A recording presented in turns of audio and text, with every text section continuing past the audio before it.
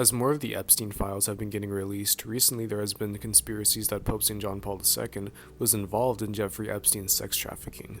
So I thought I'd go through and refute some of the main ways people come to this conclusion.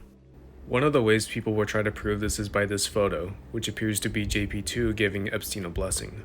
But this really doesn't show us anything, as the Pope gives blessings to hundreds of people throughout each year, and it's not like the Pope gives a background check to every single person he blesses. Another way people like to make this claim is through this email, which appears to be one of Epstein's assistants claiming that Epstein lived with jp2 in the Vatican.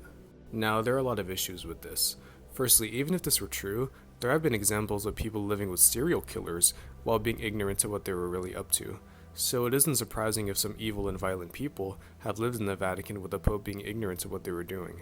Secondly, the claim that Epstein actually lived in the Vatican is actually very fishy to believe when looking at the details. First, this email was written a full decade after jp2 had already passed. Secondly, in the email, Epstein's assistant talks about how the Vatican contains a collection of different colored columns from conquered territories. But this doesn't even exist in the Vatican. Therefore, this is probably an inaccurate paraphrase based off something a Roman tour guide told Epstein when he was in the Vatican.